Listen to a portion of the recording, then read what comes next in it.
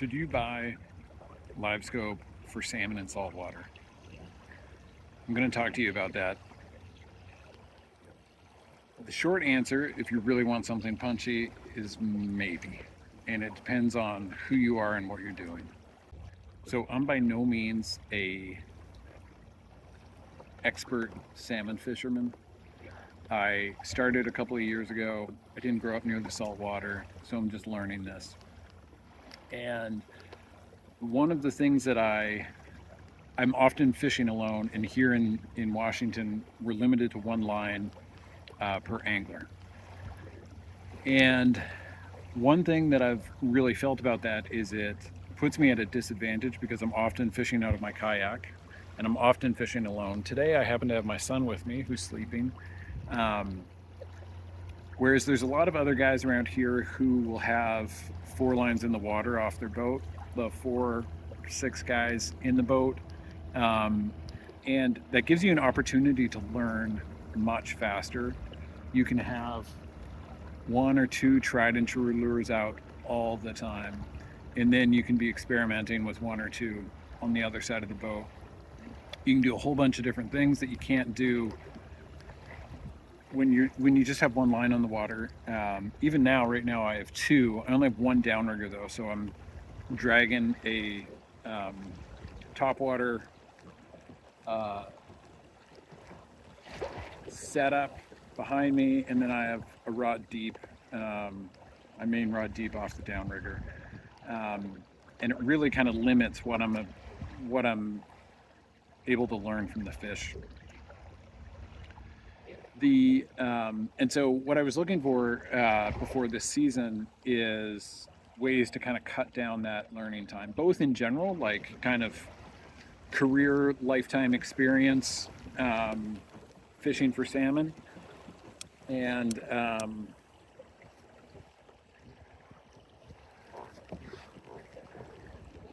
as well as kind of in the day. Sometimes they get really hot on a certain combination, and some days other things cool off, and it'd be really helpful to be able to dial that in a little bit quicker. And so I started thinking about using Livescope. What I realized though is there's very little information on YouTube about it right now. There's a little bit in the Great Lakes, not much in the saltwater, and not a lot of kind of detailed information about how it really works. Some dolphins right over there.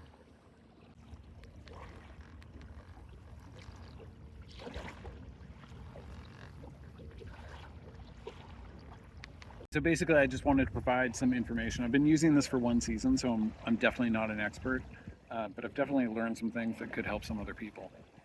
A few basics about it are that realistically, if you're using this in salt water, you need the Livescope XR, which is the really expensive version.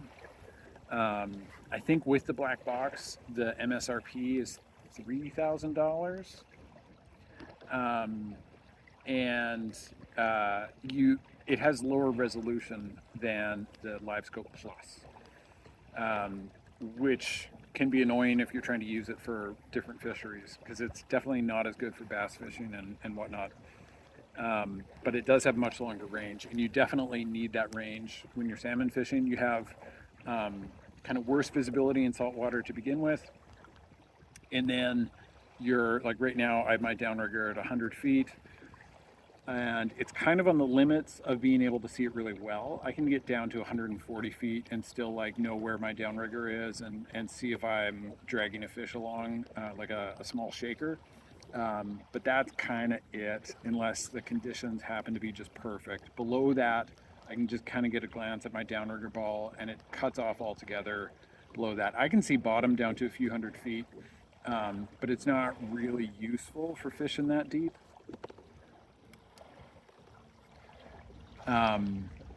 So really it's like, max 140, 150, and really ideally 100 feet or less, even with this. And so I don't know what Livescope Plus would do, but it's going to be less than that for sure.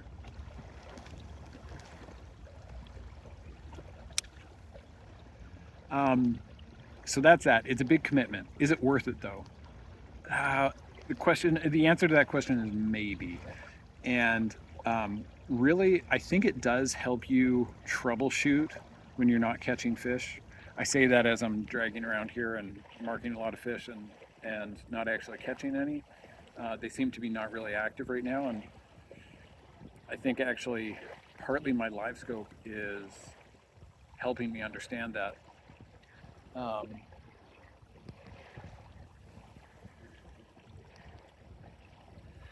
and so, it has taught me an enormous amount about how salmon and bait behave this year, and that has like definitely helped me out. Like I feel like to a certain extent I can put the Livescope away and I will have learned already enough that it will really help me out. Um, I am surprised by, for example, by how far salmon will dive or climb to go check out your gear. If it's aggressive, if the fish are being aggressive, like I've seen them basically go straight up 50 feet in the water column or dive 50 or 60 feet in the water column very quickly and like very obviously coming to check out my gear. And usually those fish are the ones who are really going to bite. The ones that you are trolling at the exact right depth, like they're at 100 feet, you're at 100 feet, and you just whiz right past them. So many of those fish just watch your gear go by and they're not really actively feeding. I've also seen how much the schools of bait really respond to your downrigger. I was kind of shocked by this, especially the herring, but also other types of bait. They really like get spooked. They like thrash around. Sometimes they will spook out in front of the downrigger ball and follow, like go away from it for 100 yards, and they're just going in a straight line. And so on your regular fish finder, it can look like you have this giant school of herring or whatever, but really it's one balled up school that's just headed away from your downrigger ball and happened to be doing that under the boat. Oh, do I have a fish? Oh, my tangle. Going through some seaweed right now. Let me check. All right, quick interruption. I just had to check the gear on both sides of the boat, clear some seaweed off, make sure I'm actually fishing. So it's taught me a lot, and that has been super valuable.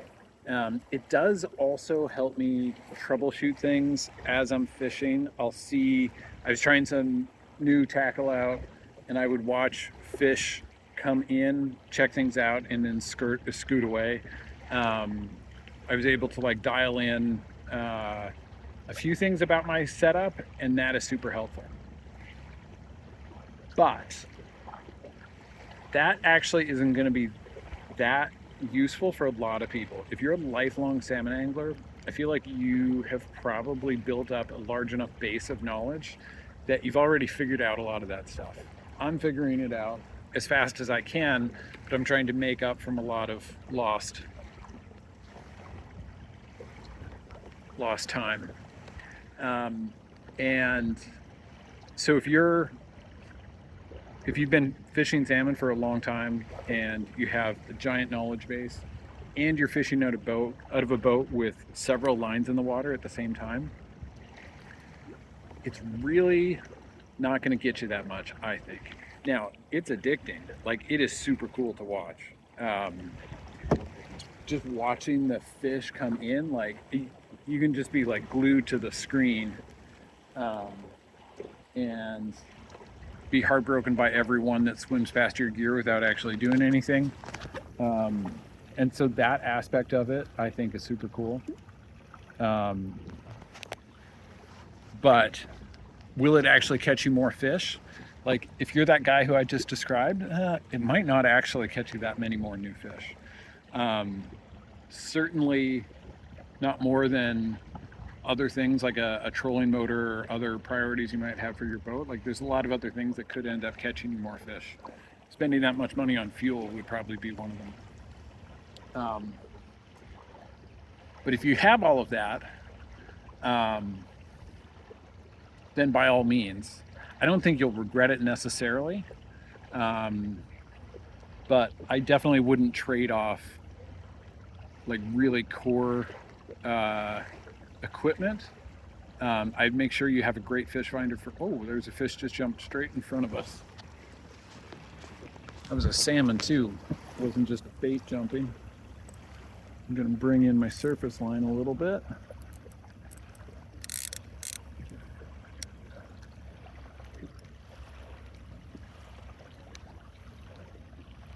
It have an inline lead on that one, and so it's maybe slightly deeper than I really want to have it.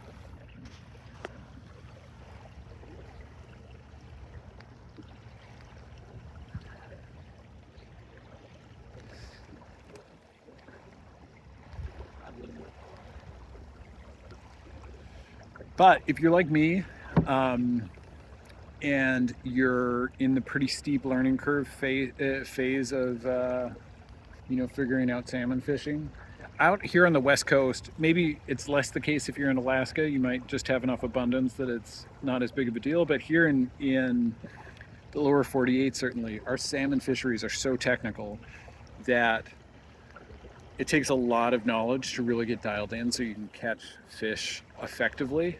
And I'm certainly not there yet. I think even with Livescope, I'm a long ways off from really having things dialed.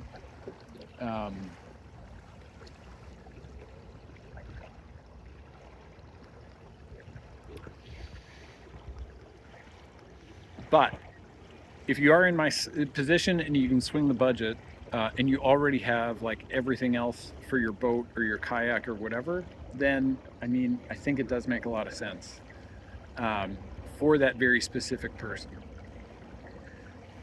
Now, the one note I will say for the people who are thinking about doing this out of a kayak, so I have this little mount right here, and I'm pulling my kayak with Motor Guide XI3, the kayak edition, the saltwater kayak edition, which is a terrible trolling motor just in general. But I'm at top speed right now, and I'm only at 2.5, 2.6, 2.4 miles an hour. And I'd be roughly a half mile faster if I wasn't dragging this thing in the water. And that's actually probably costing me some fish, to be perfectly honest, because coho like it a little faster. For kings, I think you're going to be fine. But for coho, I would actually like to be basically a full mile an hour faster. And I'm definitely not able to get there when I'm dragging my Livescope.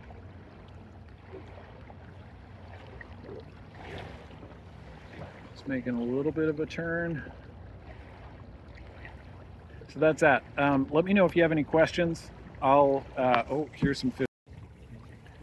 There's a whole school coming right below my gear. They kind of balled up. I don't know that those were salmon necessarily. Here's some salmon down lower. I'm turning my... There's a lot of suspended fish here. I'm not fishing right on the bottom like I would be for kings, for example.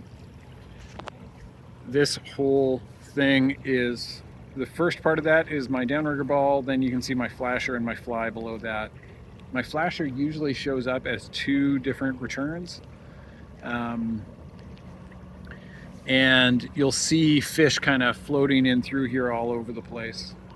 I will say that Livescope for salmon trolling is definitely not a replacement for a traditional fish finder. You can see how the same area looks. So this is like the full water column. I'm zoomed in to a chunk of the water column here, and you just see those marks so much better than you do on the Livescope. Here's a fish coming in on this side, but they kind of like dart in and out of view. It's hard to like really see how many fish there are. Like there's a lot of fish that show up in your traditional fish finder that don't show up, that you just happen to never see in your Livescope. Having said that, you can see stuff like this, like that fish climbing, maybe it's two, almost like out of the way of my gear, and now they're kind of straggling. I wonder if they see what I'm pulling. I'm going to speed up a little bit by pedaling. That one is coming down. Look at that. It's dropped 20 feet, and now it's almost at the same elevation as my gear, and the second one is following it. I'm hitting it. There it goes. I got him. Look at that. I just netted that guy. I was taking the video as he bit, and not a bad, probably 3.5 pound coho. I was hoping to come home with a few 6-pounders, but I'll take what I can get today. Don't have that much time before sunset, so don't have that much time out here. All right, I'm back here after just catching that fish. There's a whole school of coho drifting past my gear. You can't see my gear right now, but it's at the 100-foot mark, and you're seeing fish returns kind of all around it. This is kind of what I meant about the inactive, non-aggressive fish. I'm just kind of like trolling past them. Let's see if I can get my gear on here. I'm turning my... trying to get my Livescope pointed right direction. Can't seem to pull it up right now. So here's my downrigger set up right on the 80-foot mark. You'll see other coho. There's quite a few coho around here right now coming through. I say coming through, but actually I'm mostly just trolling past them. A lot of these fish, you see them on the Livescope, they're just not moving a lot. Like that fish that I just caught, you could tell how aggressive it was way in advance, and both him and his buddy dove way down to check out my gear before eating. Most of these fish that you see drifting past are probably not moving at all. They're just like hanging out, and I'm trying to get them to bite as I troll right past them. Or I'm looking for that one aggressive fish out of all of these fish that are here. The other thing that I didn't mention earlier is the one of the biggest advantages that this has, that Livescope has for the guy who also already has a big knowledge base and is fishing a bunch of lines, is that you know exactly where your gear is. After getting this thing, I realized that most people probably have absolutely no idea where their gear is, especially when they're suspended. If you're fishing for kings off the bottom, you can bottom bounce. And if you do that a lot, you'll know that you're close enough to the bottom. But out here, like, I have the same amount of cable out, and I'm at 80 feet right now because I turned around and headed north, as I was at 100 feet when I was headed south. And just the difference in current is pulling the my setup way farther behind me. I have a full, that's close to 90 feet to my downrigger ball right there of blowback, which is a ton. And so if I slow down even by like a half mile an hour, you'll see that thing like swing down. And it matters, your speed and the currents and whatnot matter quite a bit for where you're actually fishing. Now, having said all of that, the fish that want to bite will often move to your gear, as we just saw. And as I've seen a number of times since getting this, you don't necessarily have to go right past the fish. And in fact, you might want to be offset from them a little bit vertically so you don't spook them. I've really noticed how often you can spook even salmon with this thing by almost running them over with the downrigger ball. You'll see them literally scoot away from your gear. Here's my gear, just over 100 feet. You can see some other fish right there. Downrigger ball, clip above it, and then you can see my flasher. And when things are just right, you can see my fly whipping around behind the flasher. It's kind of impressive that it's able to pick that up, but it definitely can. And if you look really carefully, when you do have a shaker on, you'll typically be able to see it if you're giving a little fish a free ride.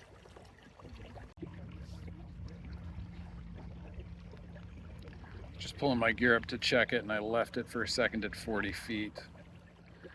I just saw one salmon spook away from it, and another one kind of come up to take a look. Hoping we'll see something more. Here's a salmon, there's another one. Not getting any clean returns from them. I think they're on the edge of the beam.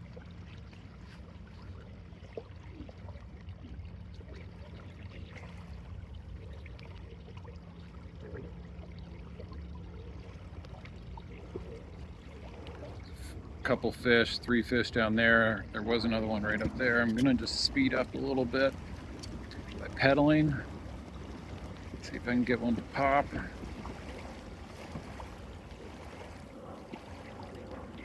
Nothing.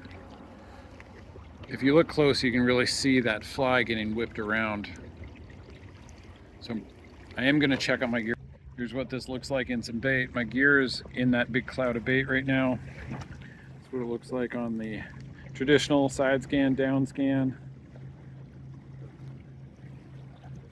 You can see air bubbles coming up. And then, these are probably herring. There's a salmon swimming right at the top. And my gear is like right in there.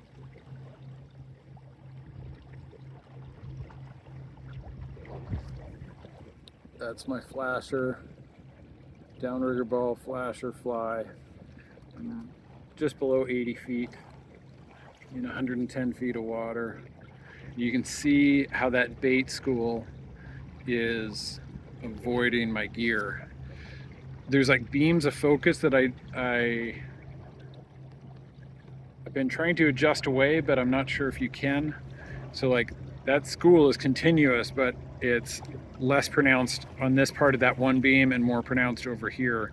And then you pick it back up on the next beam.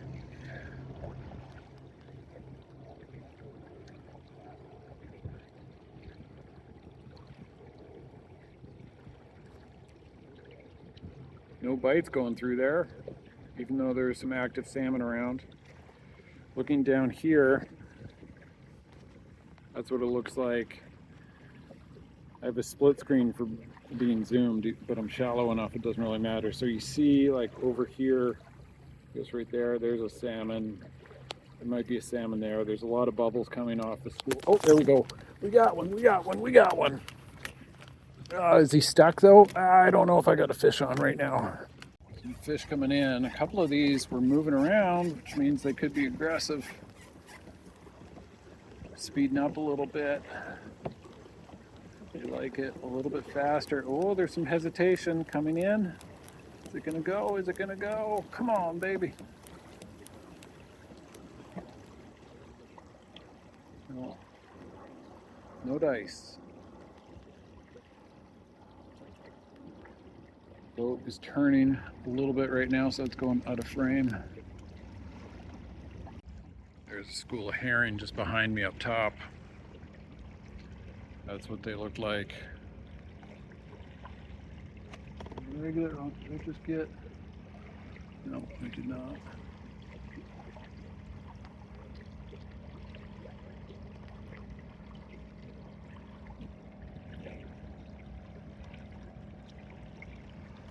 Something coming up. It's not quite yet on regular, but it will be momentarily. Lots of air bubbles.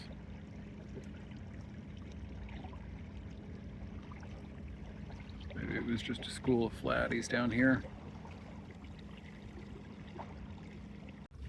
It's a big school of bait. I'm rated about 50 feet or so. I think it's moving left or right. That's what it looks like on the other side. Probably moving to the right.